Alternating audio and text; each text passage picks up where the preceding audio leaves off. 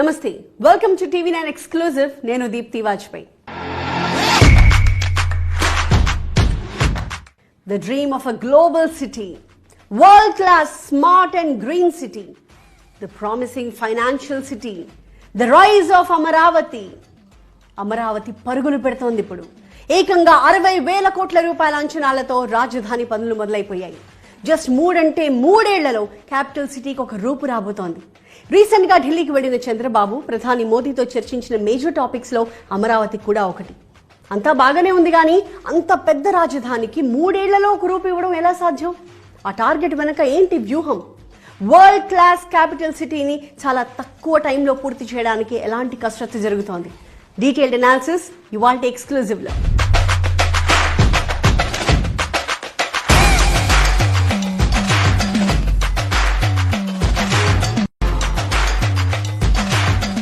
Amaravati model పై వస్తున్న కితాబులు అన్ని ఇన్ని కావు.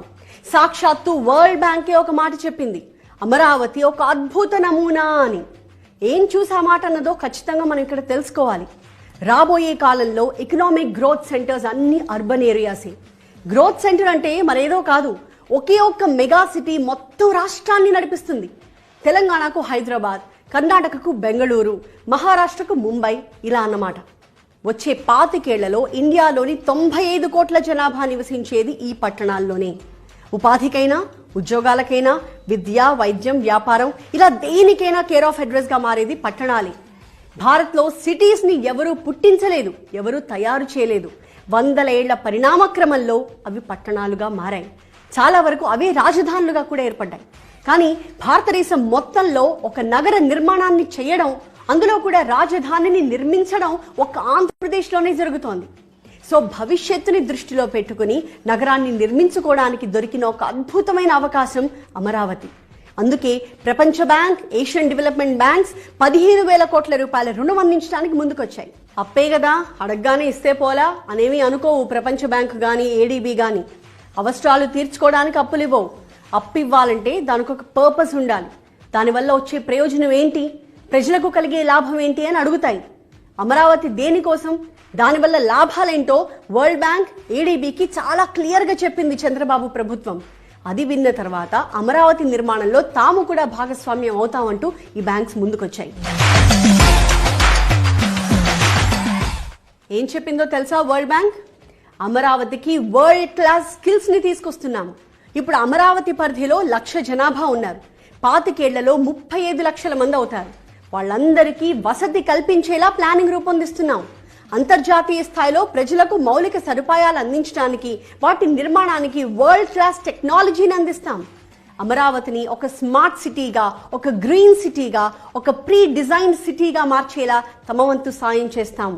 విపత్తులు వచ్చినప్పుడు వాటిని ఎలా నిర్వహించాలి, నిర్వహణ సామర్థ్యాన్ని ఎలా పెంచుకోవాలి అనే విషయంపై సహాయం చేస్తాం. ఓవరాల్ గా అమరావతికి ఒక ఎకనామిక్ గ్రోత్ సెంటర్ గా మార్చడానికి మేము పూర్తి స్థాయిలో సహకరిస్తాం అంటూ వరుసపెట్టి చెప్పింది వరల్డ్ బ్యాంక్. జస్ట్ వచ్చే 5 ఏళ్లలో అమరావతి కేంద్రంగా ఏకంగా 50,000 ఉద్యోగాల సృష్టి జరగబోతోందని స్వయంగా వరల్డ్ బ్యాంకే అంచనా వేసింది. మరి అంత పెద్ద నగరంలో సామాన్యులు ఇళ్లు కొనుక్కోవడం సాధ్యమేనా? సాధ్యం అవుతుంది కాబట్టే కదా అమరావతికి ఇంత కితాబిస్తోంది అని చెప్తోంది వరల్డ్ బ్యాంక్. అమరావతిలో 22% చాలా సరసమైన ఇళ్ల కోసం రిజర్వ్ చేశాం అని కూడా చెప్పింది ప్రపంచ బ్యాంక్. జస్ట్ 3 ఏళ్లలో అమరావతికి ఒక రూపు తీసుకొస్తారా? ఇది బేసిక్ క్వశ్చన్. ఈ ప్రశ్నకు సమాధానం కోసం 3 ఏళ్లు వెయిట్ చేయక్కర్లేదు. అమరావతిని కళకళ్లాడించడానికి పెద్ద ప్లానే జరుగుతోంది. ఆల్రెడీ అమరావతికి విద్యా సంస్థలు, కేంద్ర సంస్థలు క్యూ కడుతున్నాయి. 13 అంతర్జాతీయ విద్యా సంస్థలు అమరావతిలో క్యాంపస్లను స్థాపించడానికి ఆసక్తి చూపిస్తున్నాయి. ఇండియన్ ఇన్స్టిట్యూట్ ఆఫ్ టెక్నాలజీ తాత్కాలిక క్యాంపస్ ఏర్పాటు చేస్తోంది అక్కడ. నల్సార్ యూనివర్సిటీ కూడా రాబోతోంది. వీటితో పాటు బెంగళూరు తరహాలో ఒక ప్రీమియర్ లా యూనివర్సిటీ స్థాపించడానికి bar council of India, national law school of India university ప్రతిపాదనలు పంపాయి. Edtech company physics Wallah university of innovation స్థాపించడానికి ముందుకొచ్చింది. ఆంధ్రప్రదేశ్లో ఇది మొదటి ఇన్స్టిట్యూట్ ఆఫ్ ఎమినెన్స్ కాబోతోంది. అమరావతిలోని కురగల్లు లేదా వెంకటాయపాలెంలో క్యాంపస్ పెట్టడానికి బిట్స్ పిలాని ప్రతినిధులు స్థలం అన్వేషిస్తున్నారు. ఎక్స్ఎల్ఆర్ఐ తుళ్లూరు మండలం ఐనవోలులో 50 ఎకరాల విస్తీర్ణంలో కొత్త క్యాంపస్ ని ఏర్పాటు చేస్తోంది. వీటితో పాటు కేంద్ర ప్రభుత్వ సంస్థలు కూడా రాబోతున్నాయి. ISRO Research Center, National Police Academy Extension Campus, All India Services Training Institute, National Green Tribunal Regional Office, NCC Academy, RBI, CAG, CPWD, NTPC, ONGC, Indian Bank, State Bank of India, ICICI, HDFC Bank, వీటితో పాటుగా అనేక కేంద్ర ప్రభుత్వ సంస్థలు కూడా అమరావతిలో అడుగుపెడుతున్నాయి. Amaravati startup area అభివృద్ధిలో భాగంగా సింగపూర్ కన్సార్షియం పెట్టుబడి పెడుతోంది. అమరావతి స్టార్టప్ హబ్ కోసం 500 కోట్ల పెట్టుబడి పెడుతున్నారు. అమరావతిలో బ్రూయింగ్ అండ్ బాటిలింగ్ ప్లాంట్ల ఏర్పాటుకి హీనెకెన్ సంస్థ ముందుకొచ్చింది. పానాసోనిక్ తన R&D సెంటర్ని అక్కడ ఏర్పాటు చేయబోతోంది. L&T, GMR గ్రూప్ సంస్థలు రెడీగా ఉన్నాయి అమరావతికి రావడానికి. అమరావతిలో సాఫ్ట్వేర్ కంపెనీలు కూడా రాబోతున్నాయి. మైక్రోసాఫ్ట్ కంపెనీ అమరావతి సమీపంలో 181 కోట్లతో 25 ఎకరాల భూమిని కొనుగోలు చేసింది. ఇన్ఫోసిస్ భారీ పెట్టుబడితో కొత్త IT హబ్ అభివృద్ధి చేయబోతోంది. అమరావతిలో 200 కోట్లతో క్యాంపస్ ని ఏర్పాటు చేయడానికి HCL టెక్నాలజీస్ ప్రణాళికలతో ముందుకొచ్చింది.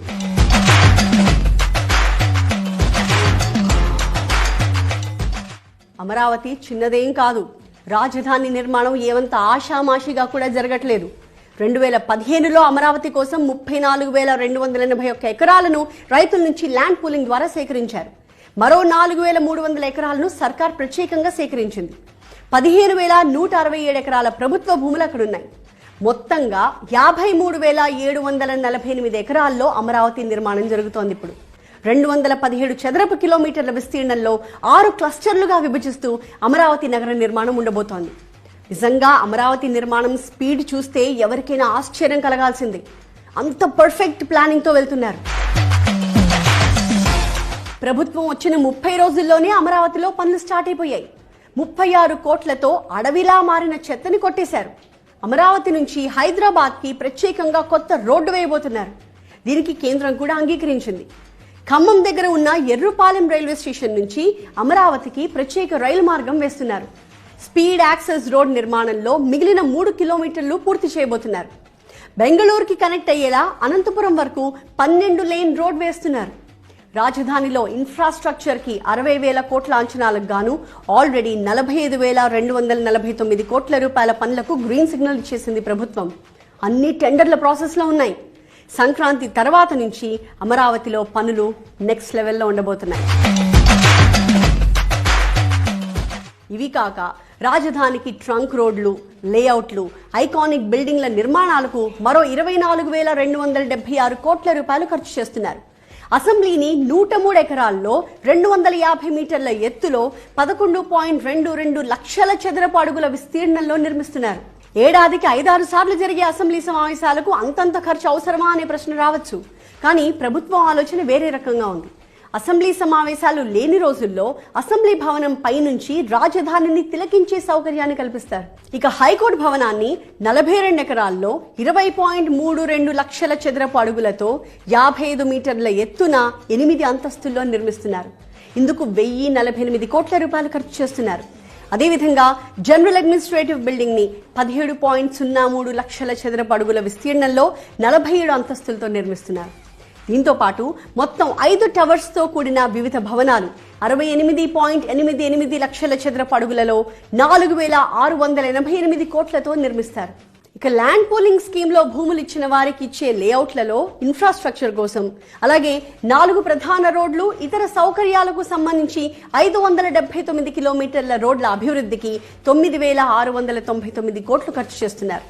ట్రంక్ రోడ్లకు సంబంధించి 7,794 కోట్లు, సీవరేజ్ ట్రీట్మెంట్ ప్లాంట్ పనులకు సంబంధించి 318 కోట్లు, ఇలా మొత్తం 24,276 కోట్లకు ఆమోదం లభించింది.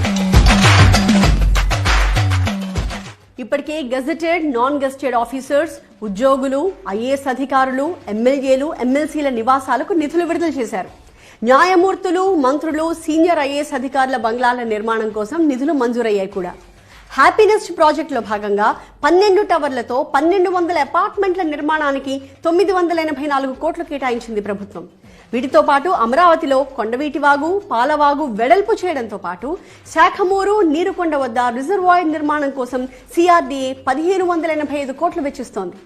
రాజధాని పరిధిలో వరద నీటి కాలువలు, డ్రైన్లు, నీటి సరఫరా నెట్వర్క్, సీవరేజ్, యుటిలిటీ డక్ట్లు, పాదచారులకు ప్రత్యేకమైన లేన్స్, అలాగే సైకిల్ ట్రాక్స్, ఓవరాల్ గా ఒక వరల్డ్ క్లాస్ సిటీగా మలిచేందుకు ఈ పనులకు నిధులు రిలీజ్ చేశారు. నేలపాడు, రాయపూడి, అనంతవరం, దొండపాడు గ్రామాల్లో 236 కిలోమీటర్ల రోడ్లు, లేఅవుట్లు వీటన్నిటికీ అనుమతిచ్చారు. రాజధాని అమరావతిని ప్రపంచంలోని 5 ఉత్తమ నగరాల్లో ఒకటిగా మార్చాలంటే ఈ మాత్రం సౌండ్ తప్పదు అంటున్నారు కూటమి నేతలు. అమరావతి ప్లానింగ్ బాగుంది, మరి అమరావతిపై నెలకొన్న భయాల సంగతి ఏంటి? ఆ డీటెయిల్స్ మీద ఫోకస్ చేద్దాం.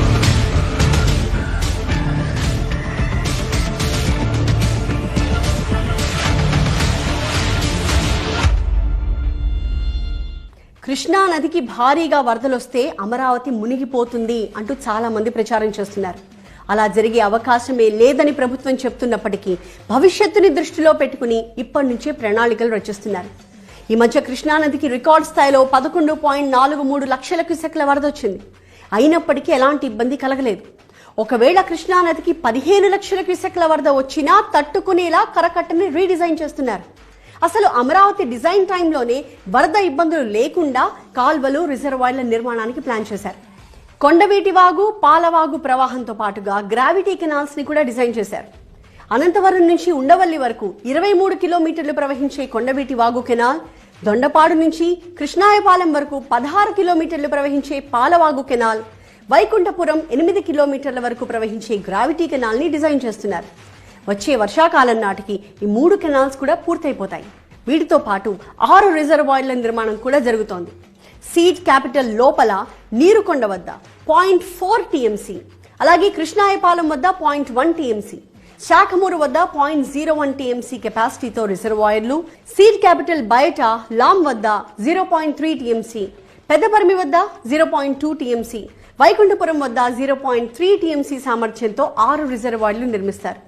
సో ఎంత పెద్ద వర్షం పడినా, ఏ స్థాయిలో వరదలు వచ్చినా ఈ కాలువలు, రిజర్వాయర్లు అమరావతికి ఒక రక్షణ కవచంగా నిలబడతాయి. ఒకవేళ ఇవన్నీ నిండిపోయినా సరే కృష్ణానదిలోకి వరదని పంపింగ్ చేయడానికి కూడా ప్రతిపాదనలు చేస్తున్నారు. ఉండవల్లి వద్ద 12,350 క్యూసెక్ల కెపాసిటీతో, బకింగ్హామ్ కెనాల్లోకి 4,000 క్యూసెక్ల కెపాసిటీతో, వైకుంఠపురం వద్ద 5,650 క్యూసెక్ల కెపాసిటీతో లిఫ్ట్లు ఏర్పాటు చేయబోతున్నారు. ఇవన్నీ పూర్తయిపోతే ఎంత వర్షం పడినా ఒక్క చుక్క నీరు కూడా నిల్వ ఉండదు. అమరావతి నిర్మాణానికి రుణం అందిస్తున్న వరల్డ్ బ్యాంక్ ముందుగా ఈ విపత్తు నిర్వహణ పనులను పూర్తి చేయాలనే కండిషన్ పెట్టింది. సో ఈ పనులు ఆలస్యమయ్యే అవకాశం అయితే ఖచ్చితంగా ఉండదు. ఏ నగరానికైనా ట్రాన్స్పోర్టేషన్ ఉంటే ఆటోమేటిక్గా అతి వేగంగా ఆ సిటీ డెవలప్ అయిపోతుంది. అమరావతికి కనెక్టివిటీ పెంచడానికి పెద్ద ప్లానింగ్ జరుగుతోంది. ఇప్పటికే ఎర్రుపాలెం, అమరావతి, నంబూరు రైల్వే లైన్ నిర్మాణానికి 56 కిలోమీటర్ల ట్రాక్ కోసం ఖమ్మం, కృష్ణా, గుంటూరు, పల్నాడు జిల్లాల్లో భూసేకరణ వేగంగా జరుగుతోంది. ఈ మధ్య అనుమతులు కూడా వచ్చేశాయి. ఆల్రెడీ సర్వేలు కూడా పూర్తయిపోయాయి. అంతేకాదు అమరావతి పూర్తిగా ఒక గ్రీన్ ఫీల్డ్ సిటీ. విశాలమైన రోడ్లు, ఫ్లైఓవర్లు, అండర్ పాస్లు ఉంటాయి ఇందులో. అమరావతిని అనుసంధానించేలా కృష్ణా నదిపై 4 ఐకానిక్ బ్రిడ్జ్ల నిర్మాణానికి ప్రతిపాదనలున్నాయి. అమరావతిలో నిర్మించే ఇన్నర్, ఔటర్ రింగ్ రోడ్ల ద్వారా కృష్ణానదిపై 4 ఐకానిక్ బ్రిడ్జ్లకు అవి కనెక్ట్ అవుతాయి. అమరావతిలో తూర్పు నుంచి పడమరకి ఒక రోడ్ గ్రిడ్ ని ఏర్పాటు చేసి దాన్ని జాతీయ రహదారికి లింక్ చేస్తున్నారు. ప్రతి కిలోమీటర్కి ఒక రోడ్డు ఉంటుంది. ఇందులో 4-5 రోడ్లను నేరుగా నేషనల్ హైవేకి కలుపుతారు. వీటితో పాటు అమరావతిలో తూర్పు వైపున, పశ్చిమం వైపున 2 వేర్వేరు బైపాస్ రోడ్స్ వస్తున్నాయి. International airport, metro train network, iconic towers, buildings నిర్మాణానికి రెన్యూవబుల్ ఎనర్జీతో అమరావతికి పవర్ అందించేలా నగర నిర్మాణం జరుగుతోంది. ఎలక్ట్రిక్ బస్సులు, సైకిళ్లు, వాటర్ టాక్సీలు, మెట్రోలు ఇలా అనుకున్నది అనుకున్నట్టుగా జరిగితే అడ్వాన్స్డ్ క్యాపిటల్ సిటీగా అమరావతి ఉంటుంది. ఆల్రెడీ విజయవాడలో చేపట్టబోయే మెట్రో రైల్ ప్రాజెక్ట్ ని అమరావతికి కనెక్ట్ చేశారు. విజయవాడలో 38 కిలోమీటర్ల పరిధిలో 11,000 కోట్లతో చేపట్టబోయే మెట్రో రైల్ నిర్మాణ ప్రాజెక్ట్ పనులు కూడా త్వరలో మొదలవబోతున్నాయి. అమరావతి ఆర్టిఫిషియల్ ఇంటెలిజెన్స్ సిటీ కూడా. అమరావతి స్పెల్లింగ్ లో మొదటి, చివరి అక్షరాలు ఏ అండ్ ఐ. ఏఐ అంటే ఆర్టిఫిషియల్ ఇంటెలిజెన్స్ తో పాటు అమరావతి కూడా అని అర్థం వచ్చేలాగా ఒక థీమ్ ని తయారు చేశారు. అమరావతిని ఏఐ సిటీగా మార్చబోతున్నారు. ఒక్క ఏఐ సిటీనే కాదు, అమరావతి పరిధిలో నవనగరాల నిర్మాణం జరగబోతోంది. ఇక అమరావతి అంటే దేశంలోనే టాప్ 10 కాలేజీలు ఆసుపత్రులకు కేర్ ఆఫ్ అనేలాగా ఒక బ్రాండ్ వాల్యూ తీసుకురాబోతున్నారు. 2050 నాటికి ప్రపంచ స్థాయి నగరంగా అమరావతిని మార్చడమే లక్ష్యంగా జాతీయ అంతర్జాతీయ కంపెనీల ఏర్పాటుకు ఏకంగా సీడ్ బిజినెస్ డిస్ట్రిక్ట్ ఏర్పాటు చేస్తున్నారు. పెట్టుబడిదారులు ఏ పనితో వచ్చినా సరే అన్ని ఒకే చోట ఫైల్ మూవ్ అయిపోయేలాగా ఆఫీసుల్ని డిజైన్ చేయబోతున్నారు.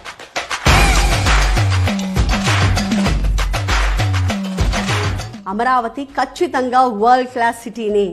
ఎలా అంటారా? దేశం మొత్తంలో పైప్డ్ గ్యాస్ వినియోగించబోతున్న one and only capital city Amaravati. రాజధాని నగరాన్ని పూర్తి పైప్డ్ గ్యాస్ నగరంగా మార్చేందుకు సహాయం చేస్తామంటూ ఇండియన్ ఆయిల్ కార్పొరేషన్ ముందుకొచ్చింది. గుజరాత్లోని గిఫ్ట్ సిటీలో గ్యాస్, విద్యుత్, టెలికాం కేబుల్స్ అన్ని అండర్ గ్రౌండ్ లోనే ఉంటాయి.